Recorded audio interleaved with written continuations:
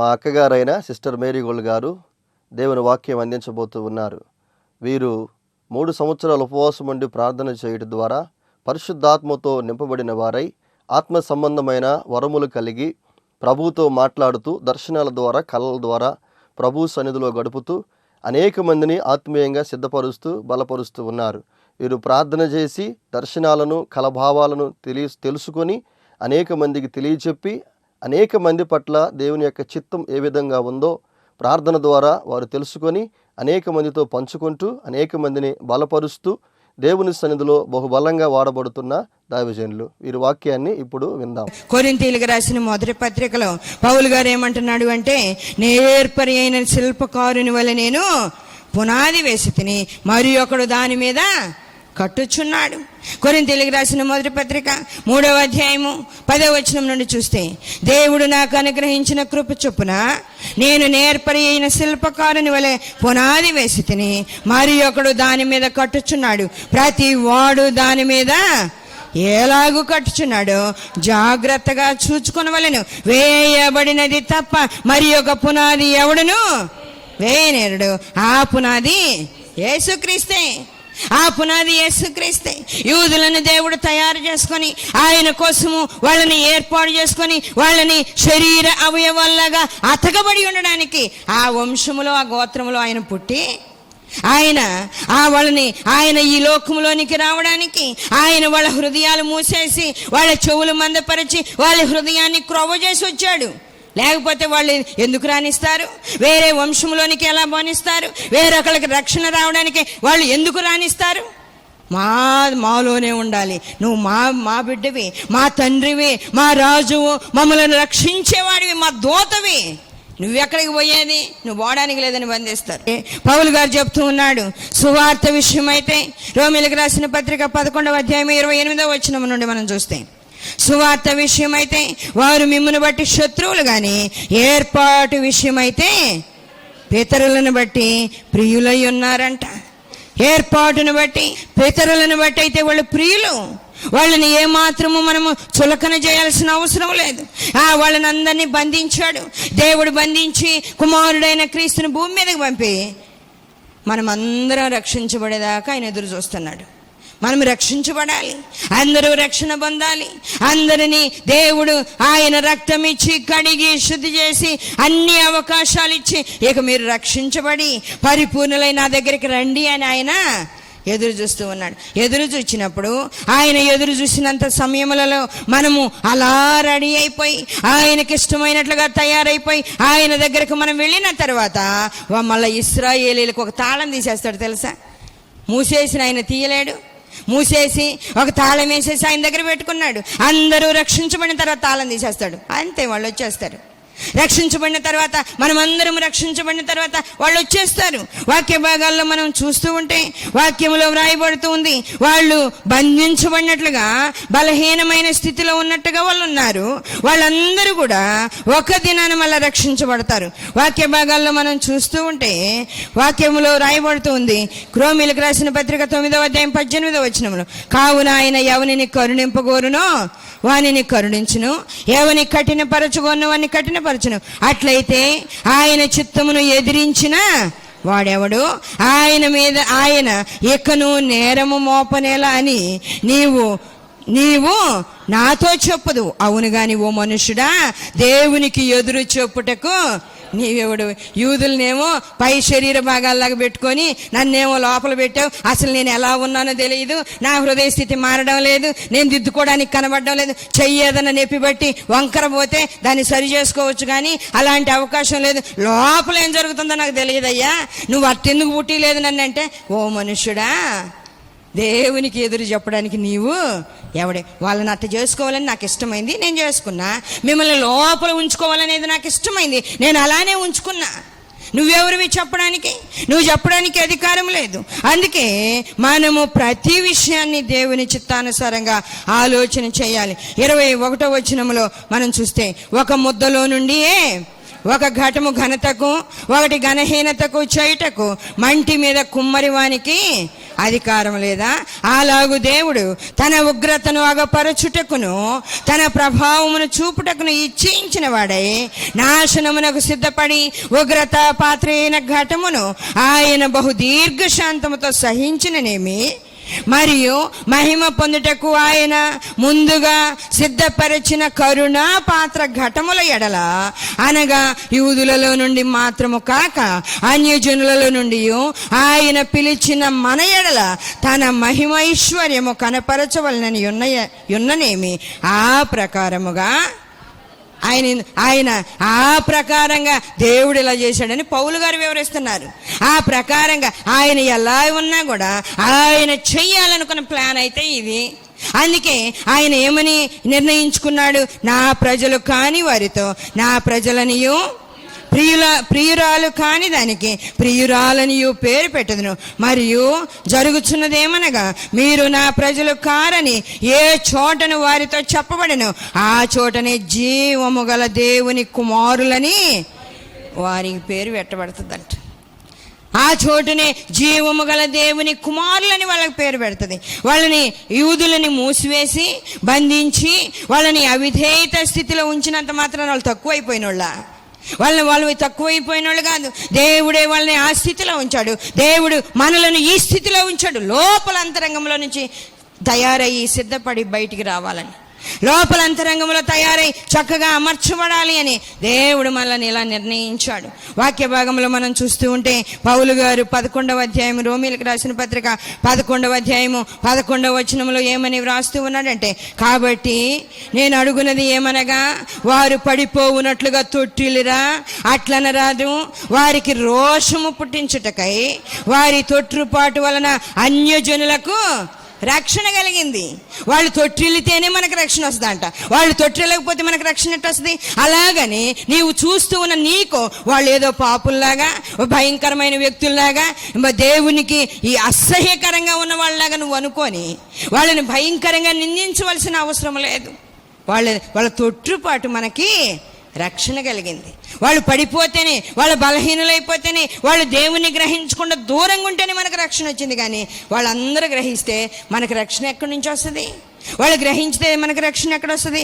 వాక్య భాగంలో మనం చూస్తూ ఉన్నాం, వారు తొట్టుపాటు లోకమునకు ఐశ్వర్యమును, వారి క్షీణ దశ అన్యజనులకు ఐశ్వర్యం అయిన ఎడల వారి పరిపూర్ణత మరి ఎక్కువగా ఐశ్వర్యకరమగను. నిజంగా యూదుల్లో నుంచి అన్ని దేవుడిచ్చాడు. ముందు ఆయన ఉన్నాడు, పునాదిలాగా ఆయనే ఉన్నాడు. ఆ తరువాత ఆదాము, హవ్వలు, నోవహు వీళ్ళందరి ద్వారా అబ్రహాముని పిలిచాడు దేవుడు. అబ్రహాము, ఇస్సాకు, యాకోబులను ఏర్పాటు చేసుకొని వాళ్ళని ఆయన కోసం మలిచాడు. శరీరముతో పుట్టడానికి వాళ్ళు ఎలా ఉండాలో ఆ విధంగా మలిచి ఆ వంశాలలో నుండి కుమారుడైన క్రీస్తు పుట్టి ఆయన పౌలు గారి ద్వారా వివరిస్తూ ఉన్నాడు. వాళ్ళు తొట్టుపాటు వాళ్ళకి కావాలని వాళ్ళు చేసుకునేది కాదు. ఆ స్థితిలో, అవిధేయత స్థితిలో నేను మూసివేశాను, బంధించాను.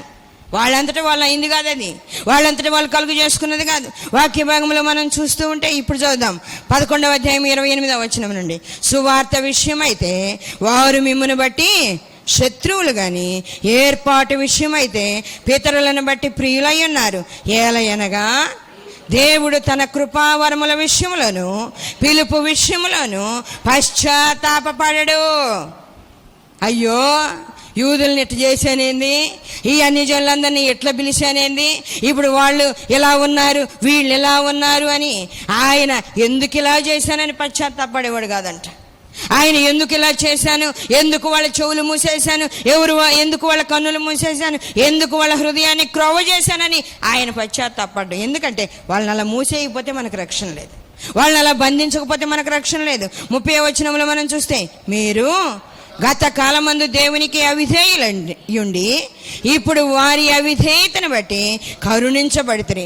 అటువలనే మీ ఎడల చూపబడిన కరుణను బట్టి వారును ఇప్పుడు కరుణ పొందు నిమిత్తము ఇప్పుడు వారు అవిధేయులై ఉన్నారు. అందరి ఎడల కరుణ చూపవలనని దేవుడు అందరినీ అవిధేయత స్థితిలో మూసివేసి బంధించాడంట. పౌలు గారు వివరిస్తూ ఉన్నాడు దేవుణ్ణి. వాళ్ళందరినీ ఆ విధేయత స్థితిలో మూసివేసి బంధించాడు. అంటే పై శరీరం ఒక్కటుంటే యేసయ్యకి సంతోషమా? లోపల అంతరంగంలో ఉన్న పార్ట్లు కూడా సరిచేయబడాలి. లోపల ఉన్న పార్ట్లు కూడా సరిచేయబడాలి. లోపల ఉన్న పార్ట్లు మాత్రమే బాగుండి పైన శరీరం అంతా బలహీనమైతే ఆయనకి ఇష్టమా? లేదు. శరీరము లోపల అంతరంగమున్న సమస్తము కూడా బాగుండాలి. అది ఆయన ఉద్దేశం. అందుకే ఆయన అంటున్నాడు పౌలు గారి ద్వారా, అందరి ఎడల కరుణ చూపవలెనని దేవుడు అందరినీ అవిధేయత స్థితిలో మూసివేసి బంధించి ఉన్నాడని చెప్పి ఆయన అంటున్నాడు. ఆహా, దేవుని బుద్ధి జ్ఞానముల బాహుళ్యము ఎంతో గంభీరము, ఆయన తీర్పులు శోధింప ఎంతో అశక్యములు, ఆయన మార్గములు ఎంతో అగమ్యములు, ప్రభువు మనసుని ఎరిగిన వాడు. నిజంగా ఇవన్నీ మనకు అర్థమైతే దేవుని మీద ఏ రోజు సనగం, దేవుణ్ణి ఏ రోజు గొనగం. ఆయనను ఏ పరిస్థితి మనకి నియమించిన ప్రేమగా సంతోషంగా దేవుని స్తుతిస్తాం, కానీ ఏ మాత్రం గొనగం. అది తెలియనప్పుడే గొనిగేది, అది అర్థం కానప్పుడైతే మనము దేవుని మీద బాధపడేది. తెలిస్తే మాత్రమే ఏమాత్రం బాధపడం. తెలిస్తే సంతోషంగా దేవుణ్ణి స్తుతిస్తాం, అర్థం చేసుకుంటాం. అందుకే పౌలు గారు అంటున్నాడు, ఆయన మనసుని ఎరిగిన వాడేవాడు. ఆయన వాళ్ళని వదిలిపెట్టడానికి ఇష్టం లేదు, వీళ్ళని వదిలిపెట్టడం ఇష్టం లేదు. అందరినీ రక్షించాలి. అందరూ ఆయన పిల్లలే కదా. అందరినీ రక్షించడానికి వాళ్ళ వైపు ఏ సమయంలో ఎలా ఉండాలో అలా ఉన్నాడు. ఆ తరువాత మనము ఎలా రక్షించబడాలో ఆ విధంగా మనల్ని రక్షించాడు. ఆ విధంగా రక్షించాడు. అందుకే ప్రతి విషయంలో మనము దేవుని చిత్త ప్రకారంగా నడవాలి. ఆయన శిరస్సై ఉన్నాడు. ఆయన శిరస్సై ఉన్న రీతిగా ఆయనకు మనము లోబడి జీవించాలి. ఎఫెసీయులకు రాసిన పత్రికలు మనం చదివాం. ఆయన శిరస్సై ఉన్నలాగున మనం అందరము ఆ అవయవాలుగా ఉండాలి. 16వ వచనం 4:16 ఆయన శిరస్సై ఉన్నాడు. ఆయన నుండి సర్వ శరీరము చక్కగా అమర్చబడి తనలోనున్న ప్రతి అవయవము తన పరిమాణం చొప్పున పని చేయుచుండగా ప్రతి కీలు వలన కలిగిన బలము చేత అతకబడి ప్రేమ యందు తనకు క్షేమాభివృద్ధి కలుగునట్లు శరీరమునకు అభివృద్ధి కలుగజేసుకొనుచున్నది. కాబట్టి అన్యజనులు నడుచుకున్నట్లు మీరిక మీదట నడుచుకొనక ఇంకా అన్యజనుల్లాగా, ఇంకా పసిపిల్లల్లాగా, ఇంకా పాలు తాగే పిల్లల్లాగా ఇట్లా ప్రవర్తించొద్దు. గ్రహించుకున్న తర్వాత, వాక్యం వింటున్న తర్వాత, వాక్యం అర్థం చేసుకున్న తర్వాత, ప్రార్థనలో ఉంటూ ఉన్న తర్వాత, బాప్తీసం పొందిన తర్వాత, బల్లాలో చేయి వేస్తున్న తర్వాత నువ్వు పరిపూర్ణుడు అవ్వాలి, పరిపూర్ణుడు అయిపోవాలి, పరిపూర్ణురాలు అయిపోవాలి. అంతేగాని ఇంకా నీవు బలహీనరాలు అయిపోకూడదని పౌలు గారు చెప్తూ ఉన్నాడు. వాక్య భాగంలో మనం విన్నాం, సౌందర్యం కలిగిన అవయవాలకు ఎక్కువ సౌందర్యం అవసరం లేదు. అంటే ఇశ్రాయేలీలో ఆల్రెడీ సౌందర్యం కలిగిన వాళ్ళు. సౌందర్యం అంటే కుమారుడైన క్రీస్తు శరీరంలో అందంగా అమర్చబడ్డారు. వాళ్ళకి ఇంక సౌందర్యం అవసరం లేదు. అందుకని వాళ్ళు సౌందర్యవంతులు అయిపోయిన తర్వాత దేవుడు వాళ్ళని అవిధేయత స్థితిలో మూసివేసి బంధించాడు. అందం కలిగిన వాళ్ళకి ఇంక మళ్ళీ ఇంకేదన్నా అలంకరించుకోవాల్సిన అవసరం లేదు. ఇంకా అలంకరించుకోవాల్సిన అవసరం లేదు. అందువల్లనే వాళ్ళు చక్కగా అలంకరించబడి ఉన్నారు. పేతురు వచ్చి, అయ్యా మేము కూడా పరిపూర్ణముగా ఉండాలని చాలాసార్లు వాక్యంలో వింటూ ఉంటే ప్రభువు ఆయన ఒక గిన్నె తీసుకొని, తువాల తీసుకొని కాళ్ళు గడుగుతూ టవల్తో తుడుస్తూ ఉంటే, అయ్యా నన్ను గడగొద్దు, నా పాదాలు అస్సలు గడగడానికి వీల్లేదంటే ప్రభు అన్నాడు, అంతా స్నానం చేసి నీకు పాదములు ఒక్కటి కడుక్కుంటే చాలు, నువ్వు మళ్ళీ స్నానం అంతా నిలువెల్ల గడగాల్సిన అవసరం లేదు. పేతురు అంటున్నాడు, నిలువెల్ల గడగయ్యట్టయితే, నాలో నీకు పాలు లేదంటే నువ్వు నిలువెల్ల గడుగు, మొత్తం గడిగేసాయంటే ప్రభు పేతురుతో అంటున్నాడు, ఇంక కడుక్కున్నవాడు, స్నానం చేసినవాడు మళ్ళీ స్నానం చేయాల్సిన అవసరం లేదు. ఆల్రెడీ యూదులు అనే ఒక బోర్డు, ఒక పేరు ఒకటి మీకు ఉంది. సౌందర్యం కలిగిన వాళ్ళే, ఆల్రెడీ సౌందర్యం కలిగిన వాళ్ళు. మళ్ళీ మీకు చక్కగా అందాన్ని అలంకరించాల్సిన అవసరం ఏముంది? ఆల్రెడీ మీరు సౌందర్యం కలిగిన వాళ్ళు, ఆల్రెడీ ఆత్మ కలిగిన వాళ్ళు, ఆల్రెడీ దేవునిలో ఐక్యపరచబడిన శరీర భాగాలు మీరు. ఇక మళ్ళీ గడగాల్సిన అవసరం లేదు. మిమ్మల్ని నాలో ఐక్యపరచుకోవడానికి కేవలం కాళ్ళు మాత్రం గడిగితే చాలు, కాళ్ళు మాత్రం గడిగితే చాలు. సౌందర్యం కలిగిన ఉన్న యూదులు యేసయ్యలో అమర్చబడి ఉన్న శరీర భాగాలుగా ఉన్న వాళ్ళని ఒక్కరోజు తాళం తీసి వాళ్ళ అవిధేయత స్థితి నుంచి బయటికి దిగగానే చక్కగా మళ్ళీ వాళ్ళతో వీళ్ళతో అందరితో ఐక్యమైపోతారు. దేవుడు ఆత్మ సంబంధులుగా ఉన్న వాళ్ళకి ఈ విషయాలన్నీ నేర్పుతాడు. లేకపోతే నాకు కూడా తెలియదు. నేను ఆత్మ సంబంధంగా ఉన్నతంగా ఎదుగుతూ ఉన్నప్పుడు ఎలా ప్రార్థన చేయాలో, ఎలా యూదుల్ని ప్రేమించాలో, ఎలా వాళ్ళని గౌరవించాలో, ఎలా వాళ్ళతో మెలగాలో, వాళ్ళని ఎలా మనము ప్రేమించి ఇష్టపూర్వకంగా వాళ్ళ కోసం ప్రార్థన చేయాలో అన్నీ నేర్పించాడు. ప్రభు అంటున్నాడు, ఇదిగో మీరు నా శరీరంలో ఉన్న భాగాలతో ఐక్యం అవ్వాలంటే నా సంపూర్ణతకు సమానమైన సంపూర్ణత కావాలి మీకు. ఏదో బలహీనంగా దిగజారిపోతూ రోజు గోజాడుకుంటూ ప్రభువా కనికరపడని రోజు అంగలార్చడం కాదు, సంపూర్ణతకు సమానమైన సంపూర్ణత గలవారు కావాలి. వాక్య భాగంలో ఎఫెసీయులకు రాసిన పత్రికలో మనం చూస్తే 10వ వచనం 11వ వచనం చూద్దాం. మనం అందరము విశ్వాస విషయంలోను దేవుని కుమారుని గుర్చిన జ్ఞాన విషయంలోను ఏకత్వము పొంది సంపూర్ణ పురుషుల మగు వరకు, అనగా క్రీస్తునకు కలిగిన సంపూర్ణతకు సమానమైన సంపూర్ణత గలవార మగు వరకు ఆయన ఎలాగూ నియమించెను. పరిశుద్ధులు సంపూర్ణలగినట్లు క్రీస్తు శరీరము క్షేమాభివృద్ధి చెందుటకును పరిచర్య ధర్మము జరుగుటకును ఆయన రకరకాలుగా అందరినీ నియమించాడు. దేవుడు నిన్ను ఏ స్థితిలో తయారు చేశాడు, ఏ స్థితిలో నియమించాడు, అక్కడ ఉండాల్సిందే. నువ్వు గొనగడానికి లేదు, భయంకరంగా బాధపడడానికి లేదు, నిన్ను నీవు హెచ్చించుకోవడానికి లేదు, నిన్ను నీవు తగ్గించుకోవడానికి లేదు, తగ్గించుకోవడానికి కూడా లేదు. ఆయన నిన్ను ఎక్కడ నియమించాడు అక్కడ ఉండాల్సిందే. ఆయన నియమించినట్లుగా మనము నడవాలి. ఇశ్రాయేలీలు ఆల్రెడీ సౌందర్యం కలిగిన వారు. ప్రభు అంటున్నాడు పౌలు గారి ద్వారా, రోమీలకు రాసిన పత్రిక 11వ అధ్యాయము 25వ వచనం చూద్దాం. 25, 26 వచనాలు. సహోదరులారా, మీ దృష్టికి మీరే బుద్ధిమంతులమని అనుకొనకుండానట్లు ఈ మర్మము మీరు తెలుసుకొనగోరుచున్నాను. అదేమనగా అన్యజనుల ప్రవేశము సంపూర్ణమగు వరకు ఇశ్రాయేలీయులకు కఠిన మనసు కొంత మటుకు కలిగెను. వారు ప్రవేశించినప్పుడు విమోచకుడు సియోనులో నుండి వచ్చి యాకోబులో నుండి భక్తిహీనతను తొలగించును. నేను వారి పాపములను పరిహరించినప్పుడు నా వలన వారికి కలుగు నిబంధన ఇదియే అని వ్రాయబడినట్లు ఇశ్రాయేలు జనులందరూ రక్షించబడుదురు. నాకున్న బాధ, వేదన, అల్లాడిపోతున్న వాళ్ళకి రక్షణ లేదా? అవిధేయత స్థితిలో మూసేసావు కదా, బంధించావు కదా, వాళ్ళ కళ్ళు కనబడకుండా కళ్ళు మూసేసావు కదా, చెవులు మందపరిచావు కదా, హృదయం క్రోవ చేసావు కదా, వాళ్ళ పరిస్థితి ఏంటి, వాళ్ళకి రక్షణ ఎట్లా అని అడుగుతూ ఉంటే ప్రభు అన్నాడు, అవిధేయత స్థితిలో నుంచి మూసేసిన నాకు తీయటం రాదా? తీస్తా. వాళ్ళందరికీ రక్షణ ఇస్తాను. ఏం బాధపడాల్సిన అవసరాలు, అందరూ రక్షించబడతారు. వాక్యం చదువు అని ఈ వాక్యం రెఫరెన్స్ నాకు చెప్పాడు. ఈ వాక్యం చదివి కళ్ళల్లో నీళ్లు కారిపోయినాయి. ప్రభువా, ఇంత పెద్ద ప్రణాళిక, ఇంత పెద్ద ప్లాన్ కలిగి నువ్వు ఎంత బాగా క్రమంగా బలి చేసావయ్యా. వాళ్ళందరికీ రక్షణిస్తే ఆ మాట చాలు నాకు. ఇంకా వాళ్ళు రక్షించబడితే చాలు, వాళ్ళు రక్షించబడతారనే ఒక్క మాట చాలు నాకు. ఇంకేం బాధ అవసరంలా. ఎందుకంటే రక్షించబడిన మనము వాళ్ళని ఎలా మర్చిపోగలము? మూలాధారమైన వాళ్ళని ఎలా మర్చిపోగలము? ఆయన శరీర పైభాగాలైన వాళ్ళని ఎలా మర్చిపోగలము? వాళ్ళు లేకుండా మనము లేము, మనం లేకుండా వాళ్ళు లేరు, వాళ్ళు లేకుండా మనము లేము, మనం లేకుండా కూడా వాళ్ళు లేరు. అందుకే పౌలు గారు అంటాడు, అబ్రహాము పునాదులు గల పట్టణం కోసం ఎదురు చూస్తూనే ఉన్నాడు. కానీ ప్రభు పౌలు గారి ద్వారా ఏమని చెప్పించాడంటే, హెబ్రీయులకు రాసిన పత్రిక 11వ అధ్యాయము 30-40 వచనాలు, 39-40 వచనాలు చూద్దాం. వీరందరూ తమ విశ్వాసం ద్వారా సాక్ష్యము పొందిన వారైనను మనము లేకుండా సంపూర్ణులు కాకుండా నిమిత్తము దేవుడు మన కొరకు మరి శ్రేష్టమైన దానిని ముందుగా సిద్ధపరిచెను గనుక వీరు వాగ్దానం అనుభవింపలేదు.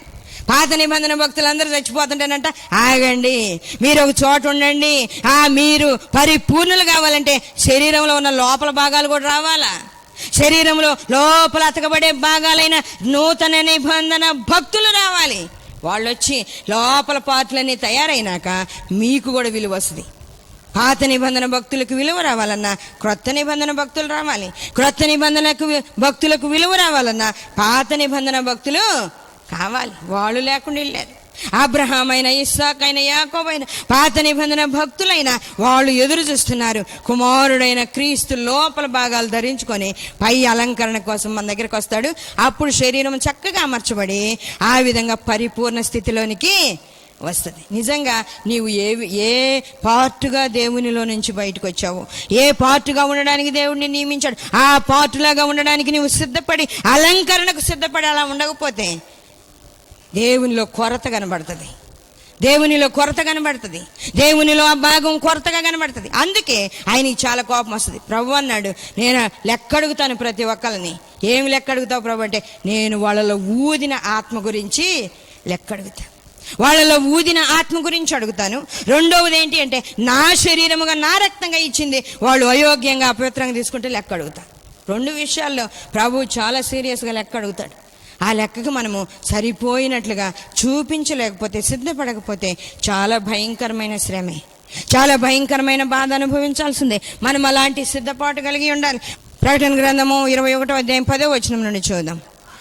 ఆత్మవశుడనయ్యున్న నన్ను ఎత్తైన గొప్ప పర్వతం మీదకి కొనిపోయి యెరూషలేము అను పరిశుద్ధ పట్టణము దేవుని మహిమ గలదై పరలోకమందున దేవుని యొద్ద నుండి దిగి వచ్చుట నాకు చూపెను. దాని యందలి వెలుగు దగదగ మెరియు సూర్యకాంతము వంటి అమూల్య రత్నమును పోలి ఉన్నది. ఆ పట్టణమునకు ఎత్తైన గొప్ప ప్రాకారమును 12 గుమ్మములను ఉండెను. ఆ గుమ్మముల యొద్ద 12 దేవదూతలుండిరి. ఇశ్రాయేలీల 12 గోత్రముల నామములు ఆ గుమ్మముల మీద రాయబడ్డాయి. పరలోక పట్టణం అంట 12 గుమ్మములు, 12 పునాదుల మీద, 12 పునాదుల మీద కట్టబడిన 12 గుమ్మాల్లాగా ఉందంట. యోహాను చూస్తూ ఉన్నాడు. ఆ 12 గుమ్మముల పేర్లు, గుమ్మముల మీద ఆ 12 గోత్రకర్తల పేర్లు రాయబడ్డాయి అంట. 12 గోత్రకర్తల పేర్లు రాయబడుతూ ఉన్నాయి. ఆ తర్వాత లోపల ఉన్న పునాదులు చూస్తున్నాడు యోహాను. ఆ పునాదుల మీదంట 12 మంది శిష్యుల పేర్లు. నిజంగా ప్రమాదకరమైన భక్తి ఏంటంటే క్రొత్త నిబంధన భక్తి. పాత నిబంధనలో ఏదైనా తప్పు చేశారు, శిక్ష వస్తుంది, సరే అయిపోతారు, ప్రాణం పోతే పోద్ది, ఉంటే ఉంటుంది, కానీ దేవునికి ఇష్టమైన వాళ్ళుగా ఉంటారు, అది వాళ్ళది. కానీ కొత్త నిబంధనలో ఇస్కరియోతు యోధ తప్పిపోయినట్లుగా ఆత్మలో ఎదిగే వాళ్ళు అదే కొన్ని సందర్భాల్లో, కొన్ని సమయాలలో ఆయా పరిస్థితులను బట్టి తప్పిపోతూ ఉంటారు. ఇదే ప్రమాదకరమైంది. నేను నన్ను అడిగితే ఆత్మ సంబంధమైన భక్తే ప్రమాదకరమైంది. నువ్వు పరిశీలన చేసుకోవాలి. హృదయ అంతరంగం ఎలా ఉందో చూసుకోవాలి, నోటి మాటలు ఎలా ఉన్నాయో చూసుకోవాలి. ఆకాను ఆ రోజు చూసి గుడారములో దాచుకుంటే రాళ్లతో కొట్టి చంపబడ్డాడు. రక్షణ పొందిన గుంపులో ఉన్నాడు. అబ్రహాము దగ్గర గుంపులో ఉన్నాడు ఆకాను కూడా. కానీ ఈ రోజుల్లో తప్పిపోతే మనము భయంకర పరిస్థితికి వెళ్ళడమే. ఇస్కరియోతు యోధ మళ్ళీ శిష్యుల్లో కానీ ఆ పునాదుల మీద ఆ రాయబడిన పేరు కానీ లేదు. మళ్ళీ ఇంకొక శిష్యుని చేర్చుకున్నారు. అందుకే ఆత్మ సంబంధమైన ఈ భక్తి చాలా ప్రమాదకరమైంది. చాలా పరిశీలనగా జాగ్రత్తగా చూసుకోవాల్సింది. పరలోక రాజ్యంలో యేసయ్య శరీరములాగా మనమందరము అతకబడి, అనేక అవయవాలు ఎలా అతకబడ్డాయో అలాగే ఆయనలోకి పోయి అయస్కాంతంలాగా మన పార్ట్ వెళ్ళిపోయి, మన ఆత్మ వెళ్ళిపోయి ఆ స్థలంలో మనం నిలబడితే దేవుడు మనల్ని పరిపూర్ణులు అని పిలుస్తాడు, పరిపూర్ణులుగా చేసుకుంటాడు. వాక్య భాగంలో వ్రాయబడుతుంది 15వ వచనం. ఆ పట్టణమును దాని గుమ్మములను ప్రాకారమును కొలుచుటకు నాతో మాటలాడు వాని యొద్ద బంగారు కొలకర్ర ఉండెను. ఆ పట్టణము చచ్చౌకమైనది, దాని పొడుగు దాని వెడల్పుతో సమానము. అతడు ఆ కొలకర్రతో పట్టణమును కొలవగా దాని కొలత 750 కోసులైందంట. చూడండి, అంటే యూదులని ఆయన శరీర భాగాలుగా సమానంగా ఎలా పెట్టుకున్నాడు, ఆత్మ సంబంధమైన భక్తుల్ని కూడా సమానంగా పెట్టుకున్నాడు. పొడవు వెడల్పు సమానం, పొడవు వెడల్పు సమానం. యూదుడని లేదు, గ్రీసు దేశస్థుడని లేదు, దాసుడని లేదు, స్వతంత్రుడని లేదు. మనము దేవుని ఆత్మతో నింపబడి రక్షించబడిన బిడ్డలమైనప్పుడు మనము పరిపూర్ణులమయ్యి దేవునిలో ఐక్యపరచబడేటట్లుగా సిద్ధపడి ఉండాలి. ఐక్యమై ఆయనతో ఐక్యమై ఆయనలో ఉండేటట్లుగా మనము సిద్ధపడాలి. వాక్య భాగాల్లో రాయబడుతుంది. మనం అలాంటి సిద్ధపాటు కలిగి ఉంటే ప్రభువులో ఇశ్రాయేలీలతో కలిసి నిరంతరము పరలోక రాజ్య నిర్మాణములోను, యేసయ్య శరీర నిర్మాణములోను అందరము సమానంగా ఉంటాం. కొత్త నిబంధన భక్తుల్లోనే ఈర్ష్య కానీ, వ్యసనము కానీ, ద్వేషాలు కానీ, కక్షలు కానీ భయంకరమైన పరిస్థితులు ఉన్నాయి. అందుకే ఏ స్థితిలో నువ్వు పిలవబడితే దానిలో సంతోషంగా ఉండాలంట.